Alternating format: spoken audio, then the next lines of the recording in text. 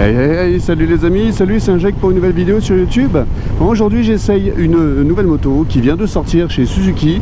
Elle est magnifique, elle est toute mouchetée, tu vois, parce qu'on a une pluie de sable. Je vais regarder un peu la route moi. Il s'agit de la Suzuki GSX 1000 GX, j'ai réussi à le dire, magnifique. C'est parti, générique. Oh la vache! Oh la vache!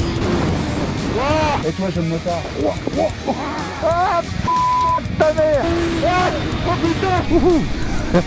Oh le TGV!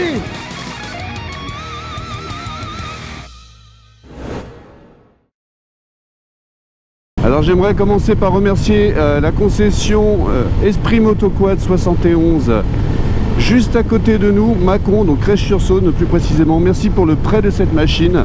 Je profite de l'entretien des 1000 km de ma Vestrom 800 DE, donc je vous mets la vidéo ici, pour essayer cette petite nouveauté. Alors nouveauté, elle est sortie il y a quelques mois déjà, donc vous avez dû voir beaucoup d'essais sur internet.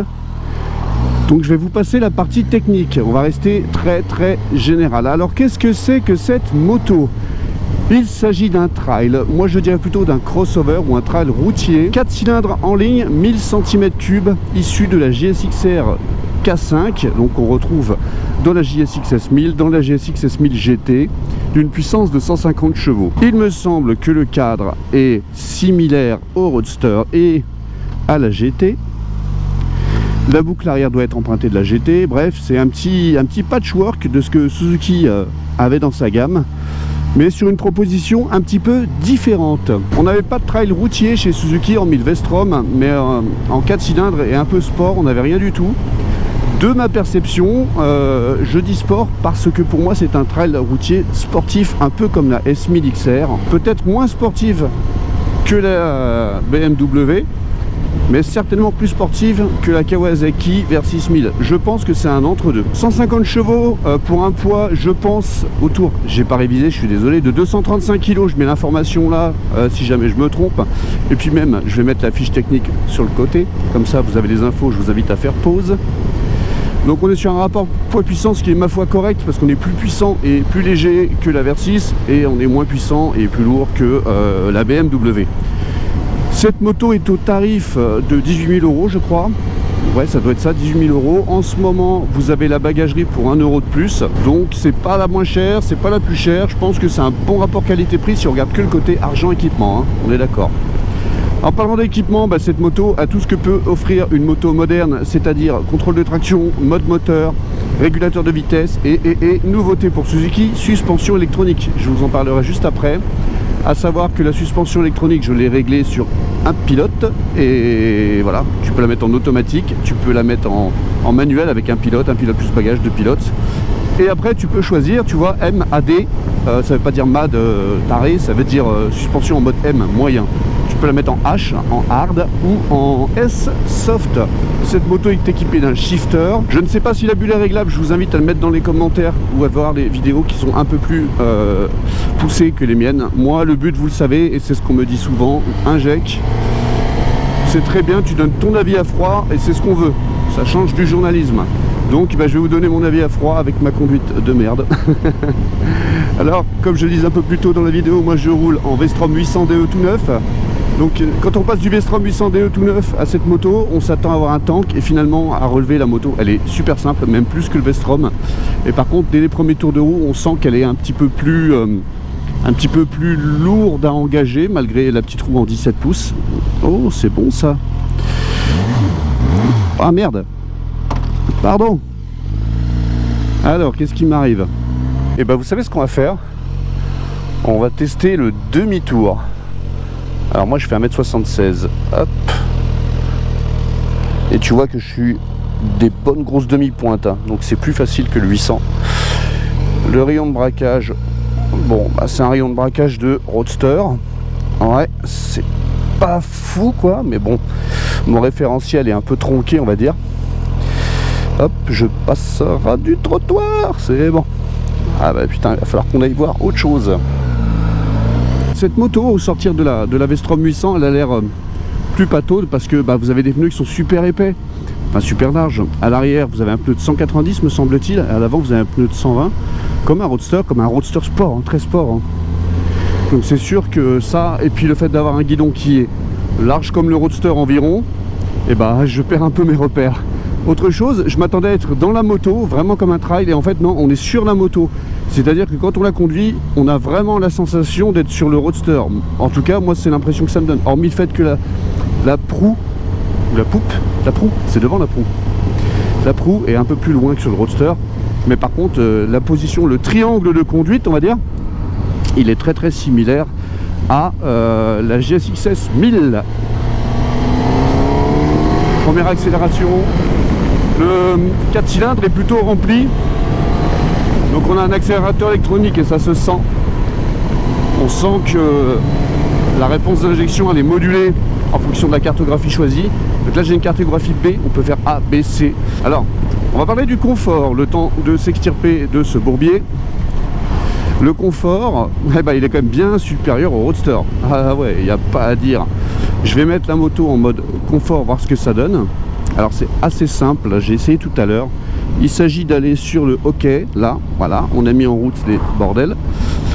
Et on change avec la molette. Hop, là j'ai fait de la merde. Hop, hop, hop, on va remettre là, on va mettre le mode moteur en B. Très bien, on rappuie sur OK. Traction control, on le laisse sur 2 parce que moi, je suis pas un pilote. Et la suspension électronique, voilà, c'est là. On va la mettre sur hard. Non, on va la mettre sur soft. Voilà. Et on va la mettre en manuel, un pilote. Donc là, elle est censée être en soft. Comme la route est pourrie et que j'étais en train de vous parler du confort, cela me semble bienvenu. Alors oui, je ne suis plus habitué aux 4 cylindres. La dernière fois que j'ai essayé ce moteur, c'était sur la Suzuki, la TDK Katana. Je vous renvoie à l'essai de l'époque. Et j'avais eu plein de critiques, de bonnes critiques d'ailleurs, enfin de critiques justifiées en disant un un 4 cylindres, ça se conduit pas en dessous de 7000 tours.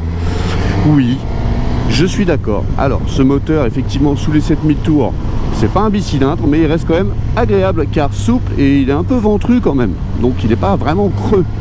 Niveau sonorité, là on est sur l'échappement d'origine et comme je dis à chaque fois sur ce moteur, il est inutile de changer le pot d'échappement.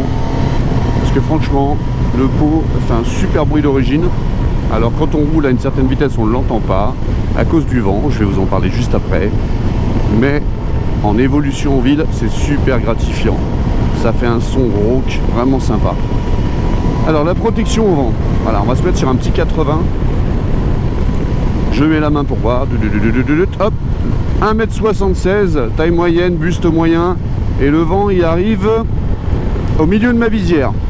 Donc le torse est plutôt protégé, une partie des épaules est protégée, les bras ne le sont pas. Comme je vous dis, j'ai un référentiel à la con parce que j'ai une Vestrom 800 DE qui n'a quasiment pas de protection et une BMW 1200 RT à côté sur laquelle j'ai chaud même en hiver. Donc je dirais que la protection est plutôt moyenne. Investir dans une bulle pour qui veut une bonne protection me paraît être un choix judicieux.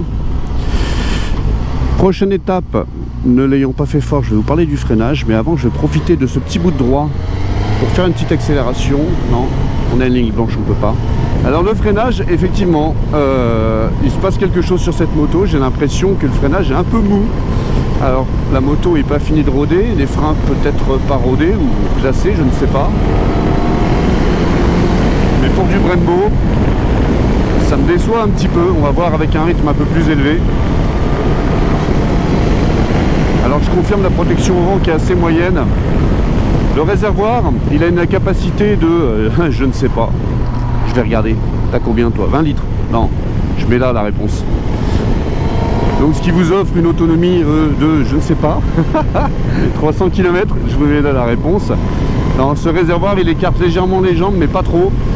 Ce qui fait que la position n'est pas spécialement fatigante. Les jambes sont un peu repliées quand même pour un trail. Et ben en soft, la suspension est vraiment, comment dire, est vraiment souple sans exagération. C'est-à-dire qu'elle va être souple. Là, moi je vais passer la 7ème, je suis pas habitué au 4 cylindres. La suspension est souple et confortable, mais elle a quand même encore de la rigueur, je trouve. Pour le peu de tournicotant que j'ai fait, je vous dis, on verra ça mieux tout à l'heure.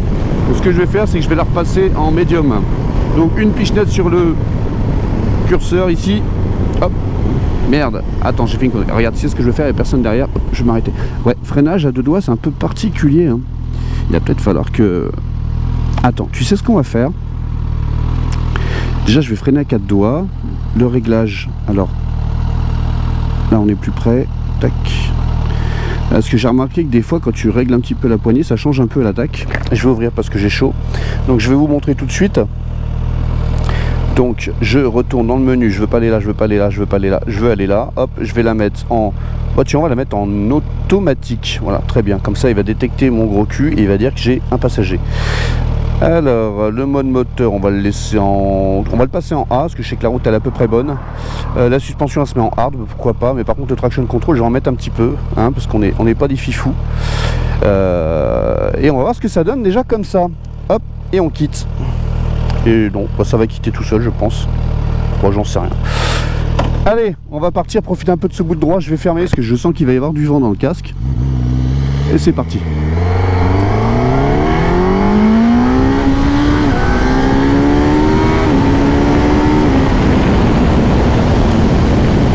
Donc on retrouve bien le caractère du GSX S1000 que je n'ai pas essayé d'ailleurs. J'ai essayé le Katana. Mais on retrouve bien le caractère arrivé à 7000 tours, ça envoie la patate. Moteur à deux visages, donc qui peut être utilisé calmement comme j'aime le faire. Et sur lequel on peut péter un plomb si on a un peu de place. Parce que je rappelle qu'un 4 cylindres en 1000, il faut avoir un peu de place et de talent pour l'exploiter. En tout cas, si tu n'as pas le talent, il te faut beaucoup de place.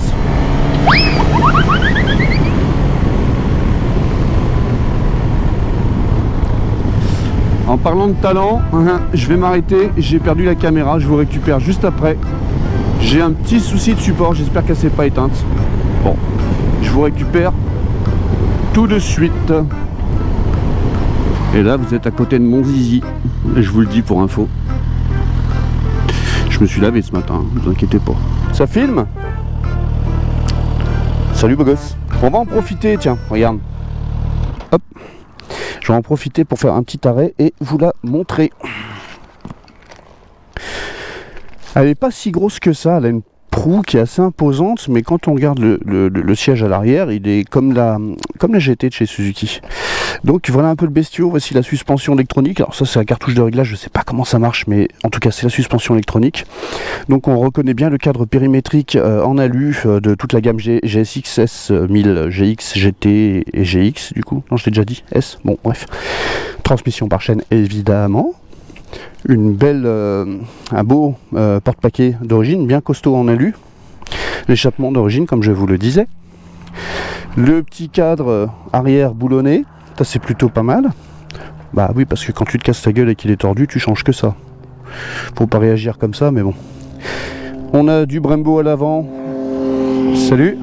Je suis moyennement convaincu par le Brembo.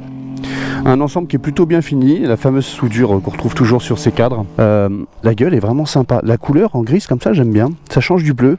Alors là, c'est pas un effet, hein. C'est juste que voilà, il y a une pluie de sable. D'ailleurs, je vais pas trop frotter. La moto me paraît bien finie, plutôt sympathique, donc on est tout en LED, hein, que ce soit le regard, les clignotants, etc. Je vais l'allumer et comme ça je vais vous montrer à quoi ressemble. Hop, est-ce qu'elle est en... Ouais, c'est un peu long l'écran à démarrer je trouve. Donc on a les petits feux, tu vois, veilleuse, et puis on a le double optique, toujours cher à Suzuki, en tout cas sur les derniers modèles. Clignotant LED. Catadioptre magnifique, clignotant LED, etc. Bon, ça je crois que c'est le même que sur ma moto. Je vous propose de repartir, je vous fais écouter un peu le son quand même, sans vouloir trop emmerder les gens, je crois qu'il n'y a pas grand monde qui est là. Sincèrement, pour de l'origine, ça ne déconne pas. Alors béquillage facile à mettre, béquillage facile à enlever. Hop. Alors je suis toujours en mode sport sur la moto. Tac. Ok, il n'y a personne, on peut y aller.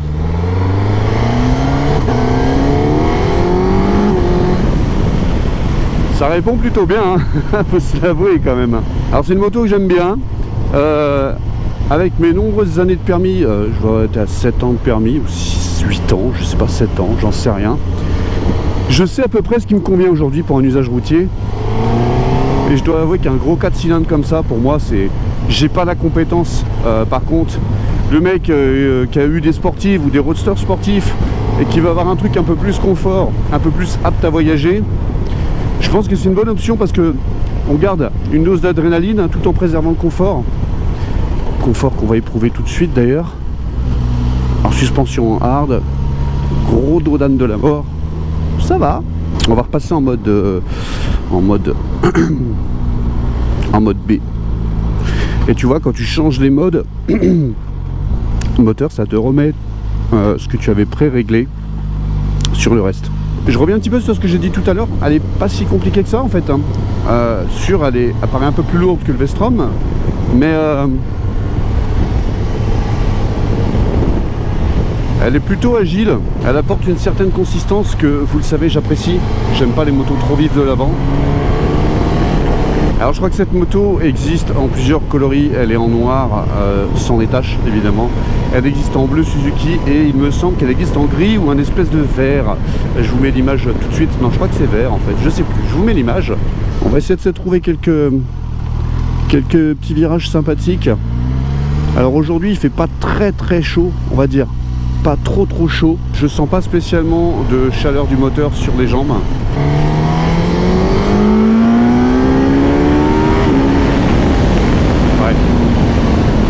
Pour moi en réalité il y en a déjà trop. Il y en a beaucoup trop pour moi. Mais t'as pas la violence de certains moteurs. Elle reste quand même progressive, même si son petit seuil de déclenchement il a 7500 tours. Il commence à t'envoyer un peu de purée. Alors là on est en médium. Ça reste routier on va dire. Et bah à qui s'adresse cette moto? Bah je pense qu'elle est un peu universelle, mais je vois bien un daron comme moi là-dessus, un mec qui a eu pas mal de motos assez velues et qui veut, alors j'allais dire se calmer, officiellement se calmer, hein, on va dire à sa femme je me calme, mais en réalité t'as moyen de pas te calmer avec une moto comme ça parce que le châssis me paraît vraiment bon à mon petit niveau. Le moteur, quand tu arrives à 8000 tours, il t'envoie un peu de patate quand même. Je suis pas allé méga haut, je sais plus à combien je suis allé, mais ça commence à s'énerver un peu. Donc c'est un peu une moto de mytho. Moi je dirais que c'est une moto de mytho parce que bah, tu te dis que le mec il va se calmer en roulant avec un truc comme ça, que c'est un pépère et tout, mais il a moyen d'envoyer du gros steak quand même. Donc en fait je pense que le mot crossover va très bien. C'est le mec qui veut un peu tous les usages là, sur cette moto qui va l'acheter. Un peu de protection, une position un peu plus cool, un peu d'autonomie, mais du sport. Emmener des passagers, emmener des bagages. La boucle arrière est renforcée hein, par rapport au Roadster, donc c'est vraiment fait pour charger derrière. C'est un peu la moto bonne à tout faire, sauf évidemment les chemins. Alors moi, ça crée pas le coup de cœur pour moi, sur le baromètre inject, parce que je sais pas exploiter une moto comme ça, j'ai pas le mode d'emploi. Par contre, tu me la prêtes sur une virée d'une semaine ou même d'un week-end, que ce soit dans les Alpes ou dans le Morvan, peu importe, je serais super content, ça m'irait super bien. Parce qu'elle me préserverait quand même un minimum. Elle serait performante quand je veux m'amuser et quand même confortable et plutôt facile à utiliser. Donc c'est une bonne moto qui se démarque pas spécialement en usage et en caractère. Un peu dans les tours évidemment. Alors en roulant un peu dynamique, sans rouler trop vite, c'est plutôt agréable. C'est assez grisant même. Bon alors là on est dans la ville de IG dans le 71 et je prends direction Cluny, c'est une petite route que j'aime bien. Alors je vous emmène sur une petite route qui est pas spécialement super méga propre, mais moi je les affectionne ces routes là.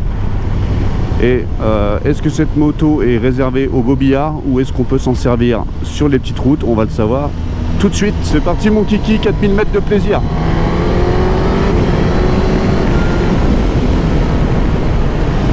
J'ai pas encore bien le mode d'emploi. Hein. La réponse à la poignée est assez vive malgré le mode B.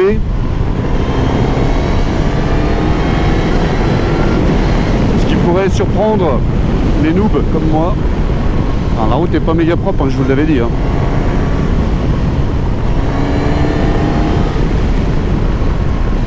Par contre, c'est vrai que... Ouais, mais elle est même carrément pourrie la route. Attends, on va aller là.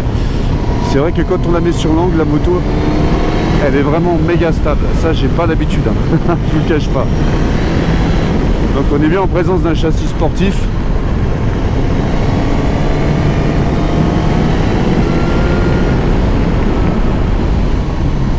Ah, le freinage, je sais pas ce qui se passe là.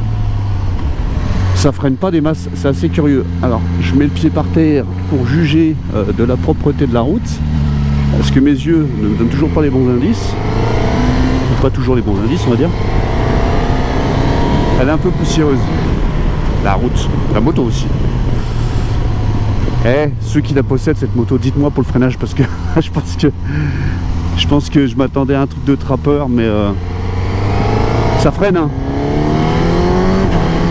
C'est sûr que si tu passes d'une BMW, d'une KTM ou d'une, comment on appelle ça, toute autre moto type Triumph équipée de Brembo Stylema, ça va te faire drôle parce que là il y a un peu de poids et du freinage qui est pas ouf, mais ça freine suffisamment. Freine à 3 doigts, 4 doigts et tu verras que ça freine. Moi j'ai la tendance feignante de freiner à 2 doigts, donc le résultat est qu'on se fait surprendre.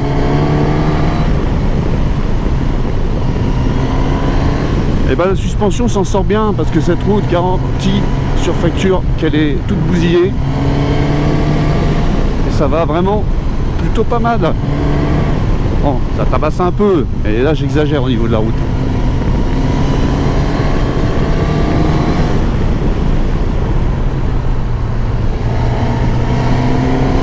Je pense quand même que cette moto est mieux sur les bobillards, comme la plupart des motos.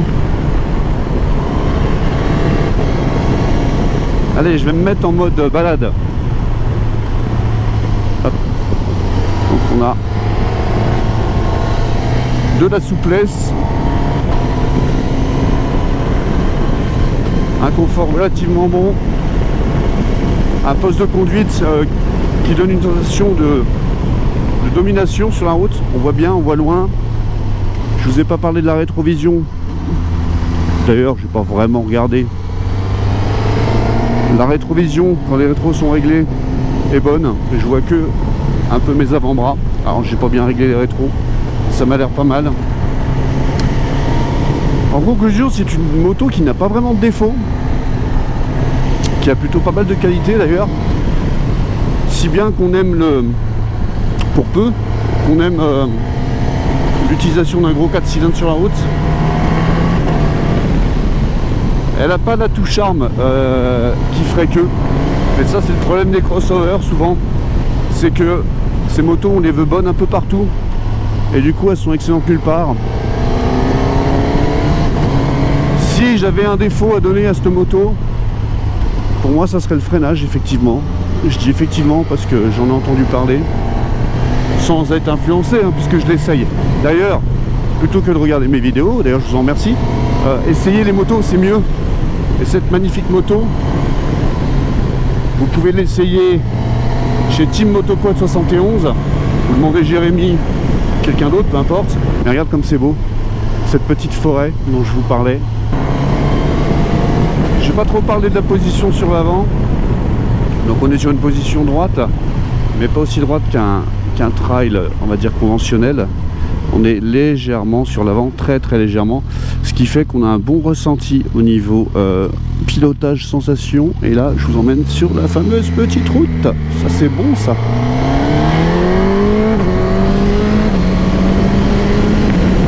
Ah, c'est sympa quand même, un petit 4 cylindres, c'est souple. Faire gaffe parce que ça arrive un peu vite des fois ici.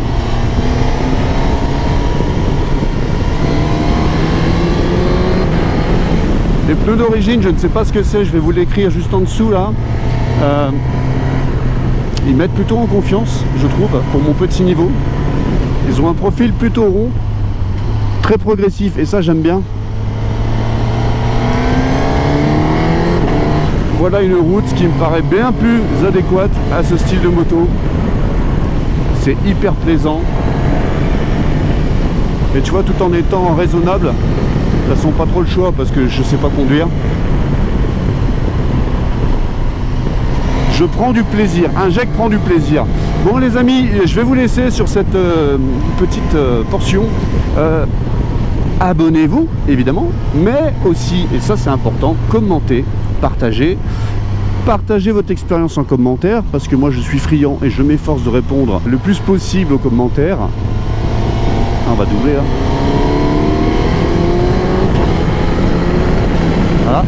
sais pas faire deux choses en même temps, donc je double et après je parle.